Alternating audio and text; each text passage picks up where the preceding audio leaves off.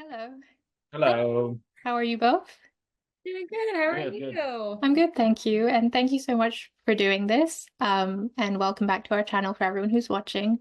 And I'm very happy today to be joined by Allison Reed and Saulius Ambrulevičius. So thank you once Hello. more. And first of all, congratulations on a really strong start to the season. You recently won at Zagreb and you had a really strong Grand Prix circuit as well. Reflecting back on the past competitions so far, what are your thoughts on the season?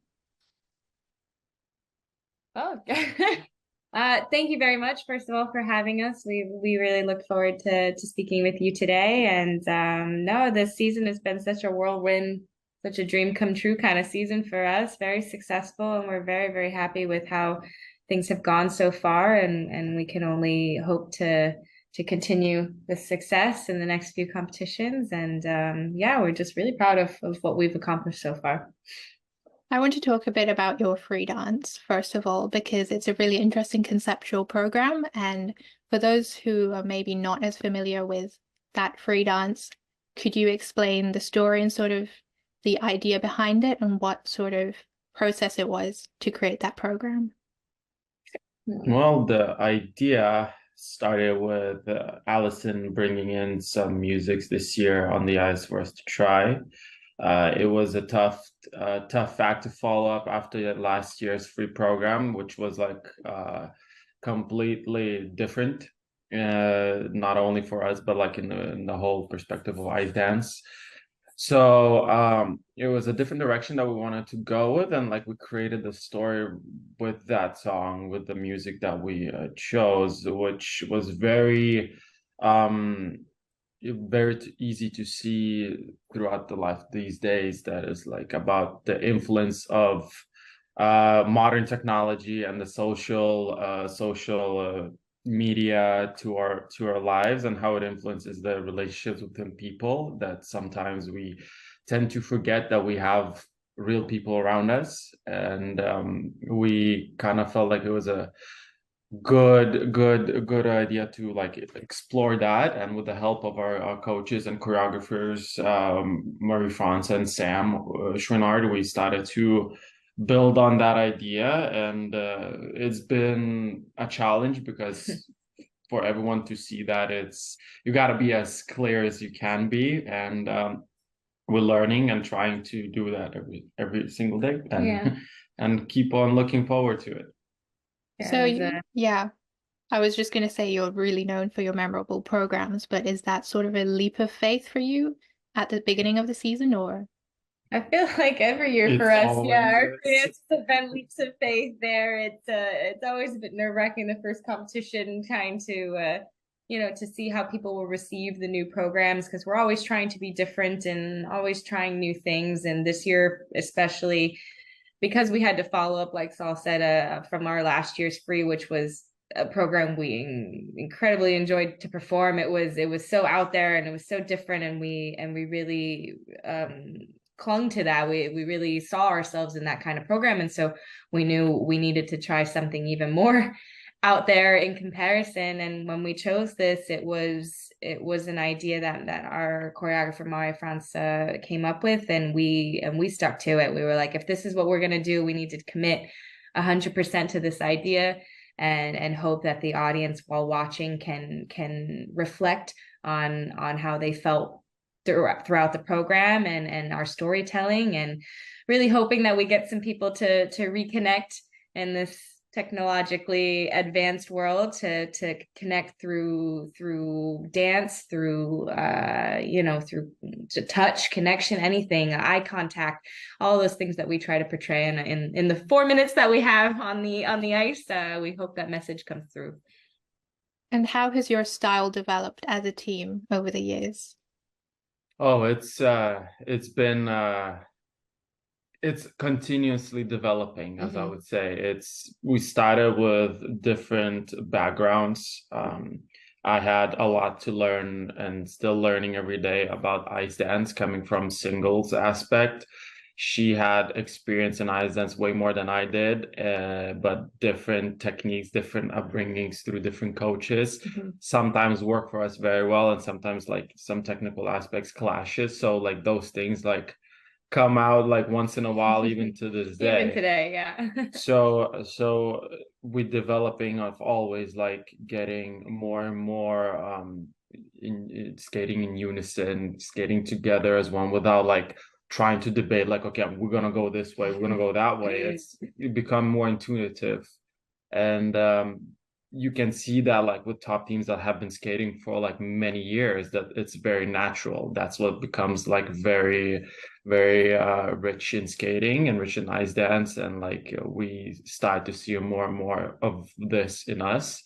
And it's always fun to explore that. Sometimes it gets like frustrating as well, because it's the better you get, the harder it is to improve, and like the thirst of improvement, bigger the goals, pushes us there. So like it's a constant work that we enjoy, and we just keep on wanting more, so like that development keeps on going. And looking at your rhythm dance now, you have a really interesting hydroblade moment where Allison, you're the one supporting Sol, which I found just so incredible. And I was speaking to another ice dance team last season about how ice dance historically has these very fixed ideas of gender roles and what the man and the woman do choreographically in a program. So how do you both personally see those gender role dynamics? And with things like that hydroblade, how do you find ways to call them into question, like bit by bit? I think whenever we approach choreography and stuff, of course there is a feminine and a masculine to every dance couple, but for us we've always been a lot about equality and what we both can bring to a dance, to choreography, to an element. And so whenever we're creating, we're always not necessarily putting gender roles into things. We're like, can this happen here? Can this happen here? Based on feeling, rather than like, I'm the girl, I'm supposed to be doing said thing, and he's the guy, and he's supposed to be doing said thing.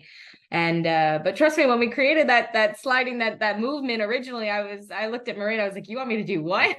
I was like, wait, what? But we worked on it for quite a while. It was difficult at the beginning, but it became a highlight for us. It was definitely a challenge. And but once we figured out how to make that work, it became a highlight, like you said, something that people notice and people react to, and the ability to do those kinds of things that challenge gender norms. We don't even really think about that when we create them, but it's cool that that's an interpretation of the movements that we do. And it's something that I'm proud that we can accomplish and get people thinking about. But always striving to kind of push the boundaries when it comes to choreography and what our bodies can do, basically. Well, traditional look towards like a man and a woman role, it's always there, but at the same time, like it's never who's doing what. Mm-hmm. You always like there's an aspect of someone's leading, someone's following, and that is not specified to a gender. The biggest difference is that like physicality aspect, like the women usually are smaller, so they're easier to lift. But for us, it's like we kind of like match physically more, where we don't have much of a height difference. Mm-hmm. So for some, it's limitations. For us, it's like a different way to find, okay, what we can do. Yeah. So Allison was like, I remember how we started. I'm like, she has a great spread eagle. Let's try to utilize something like that. So we went for it. And at first it was like, I was like, this is going to look great. We just need time. And yeah, we used that last year. And like this year we had to modify it to fit in the program because it was such a like fitting aspect of the program. Yeah, we were just, okay, that's again, commitment, work to it. You got to put like way more work than you think. And at the end of the day, it works out. And what has been the main focus in your training since NHK and since Zagreb? And how are you maintaining that momentum, as you said, that you've built up in the first half of the season? Especially after the Grand Prix season, you always get a lot of feedback from coaches, from judges, from the tech panel. And so we're always striving to make improvements on our levels and our overall performance. And so there were a couple of things that we wanted to change, a couple of things we wanted to improve in quality of skating, quality of turns. So we've taken this time to make those alterations, to make those changes choreographically and technically. And then just getting back into a rhythm of preparation with our run-throughs, physicality, and just making sure that we're staying on top of that, especially through these holiday seasons where it's hard to find ice, and you're wanting to spend time with family and friends, but you have this big competition coming up very, very, very quickly. And so making sure that the focus is where we need to be and what we want to achieve. But it has not been easy, but what training is. So we've really put big leaps and big steps into the programs we want to perform at Europeans. And so Lithuania is a relatively small skating federation. And the medal at Skate Canada was the first Grand Prix medal for the country since 2001. What is it like being able to push the country's skating and make those milestones? And do you have a vision of what you want to be the future of Lithuanian skating?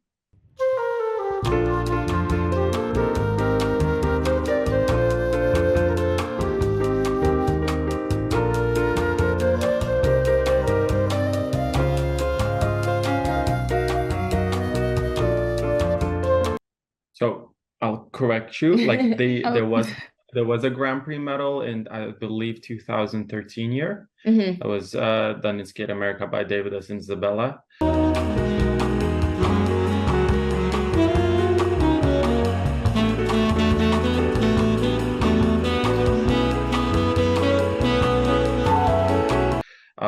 So we repeated that result and doubled on it this season, which we were very happy. But coming to the next part of your question, yes, federation is very small. To be able to bring the skating level that we are bringing right now to that level is very hard and not very easy to approach, which I'm very proud that like we could do. And we had like a very after the first Grand Prix, we had a press conference, and like I said and I meant it, that for a lot of people, it's all about the mindset and all about your dedication. And it takes a lot of sacrifices, especially as a small country. If you want to achieve that, you got to go out of your way. And we both did. We both had to put some things aside, change our things. And I'm very happy that like I have a partner that like went for with belief towards what we can do. And as a team, we managed to bring big results to the country to a point that we're like where we at right now. And to have also Europeans in Lithuania this year, it's a major milestone for the sport, a major milestone for us as athletes. I never thought that we're going to have a chance to do that in my skating career. And I didn't even think if I was a coach. So it's very, very, very special. And I hope it inspires other people, that especially from younger countries, like smaller countries, to help their athletes grow and for the athletes to keep on going, because a lot of things are possible if you just try your best. And the worst is that like you tried. And speaking of Europeans being hosted in Lithuania, do you have specific goals going into that competition? Well, the goals are the number one goal, doesn't matter which competition you go to, is to do what you can the best, what you worked for, to try to like show your work that you've done justice. And you never get results that you never work for. Of course, we are thinking of fighting for the top places, and but that's again, that right to fight for it came through work. That's like the whole goal is always to go there and do your justice, do your best that you can do, and then the results are rewarded accordingly. We never really like to go into a competition with a placement in mind or medal contention or this or that, because it adds a pressure that no one really needs going as an athlete going into a comp. We always, our mindset is always wanting to finish a competition knowing we put out the two best performances we could for that week. and to be happy with how we prepared and how we performed and how we skated, and the rest is really out of our control. And so going into a competition, focusing on the things we can control, which is how we perform and how we skate and how we enjoy those moments out on the ice. Like, as long as we could leave satisfied with that, then I'd say our goals are always met. Yeah. So. And sort of looking more generally, are there any specific programs from other ice dance teams or other disciplines that you sort of come back to or rewatch over your career? I know a lot of ice dancers put out Tessa and Scott's Moulin Rouge, but what are the highlights for you? Yeah. I mean, yeah, there have been, you know, several teams throughout the years that, of course, stand out. Meryl and Charlie, and Tessa and Scott, and more recently, so Gabby and Guillaume, who we had the incredible privilege of training with, you know, the last 2 years or so that they had three, I guess, that they competed, and they have always been such a you get on the ice and you watch them, and it's just like, oh, if I could even a sliver, a percentage of the way that they skate, if I could emulate that, you know, to have those peers out on the ice with us, you know, it's such a privilege training with the Ice Academy Montreal, because we have some of the top ice dance teams on the ice with us training every day, and to have those people to watch, to have those people to learn from and to train with and skate with, it's to have these teams, it really influences the way that we skate, the way that we train, the way that we, you know, the way that we are as ice dancers, and to interact with those people is definitely amazing. And as a baby ice dancer, I did compete against Tessa and Scott and Meryl and Charlie, and so having gone through that era of ice dance, that new era, I'd like to say, where people really started to push the boundaries of what we could do out on the ice, to have been a part of that is really great. So you always have those peers that you look up to. There's like always a tendency to kind of like, especially like from new age skaters, as you say, is to look always forward. But like for me, the most interesting thing was when I jumped to ice dance ship, is to like rewatch and watch and study the skating from periods before, starting all the way from like Torl and Dean times, where we see what the ice dance was before and how it developed to this day. And it gives you different perspective towards like understanding what was some things were interesting there that you can actually utilize to this day, and what are the things that right now like are trending, and what you can do to bring something different. Does it need to be like a new innovative thing? Yeah, for sure. But sometimes like just a modernized classic also helps to stand out, because you don't want to be as a gray mass. You want to be something always that is somewhere bringing you something different, something more to like, okay, I want to see that more. And it helps to study back old, and like you have a couple of special programs that like I have many favorite programs of different ice dance teams, or even single skaters, pairs teams too, like the Chinese Han and Yan. They were spectacular before they retired. The last free program was close to ice dance as it was with lifts. So you get inspired with that. Then you see like some single skaters that actually like feel out the music other than just jumps. You start to see, okay, that is impressive, and you want to see like, okay, maybe you can utilize some things like for ice dance too. So that gives you a platform and like a broader perspective towards the sport itself. So the favorites always stay, they always change. There's some favorites this season for sure. There's programs that you always look, and then you like get motivated yourself to do more. And finally, to wrap up, I believe it's your 7th season together already. Is it? Or just about? Teamed up in 2017, right? 6th, 7th season together. So yeah, I think so. Our 6th season. Time flies. Oh my gosh. So you've basically been improving every year since, especially last season and this season are so strong. And as you've mentioned a few times already, Sol, you switched from singles just before that, or a bit before that. Allison, you'd also sort of taken a break from skating a bit before coming into this partnership. So what advice would you give to younger skaters or younger ice dance teams who are maybe in a similar situation, maybe at the start of their career, or, you know, just going into a new partnership or new sort of leap of faith in a way? What would you tell them if you could? Oh, I definitely say, like, the sky's the limit. If you have a dream and if you have a goal and you have a want, the world is your oyster. As long as you have that commitment to what you see for yourself, and if you're in a partnership, for your partnership, you have to put in the work, give 100% of yourself, and the results will come.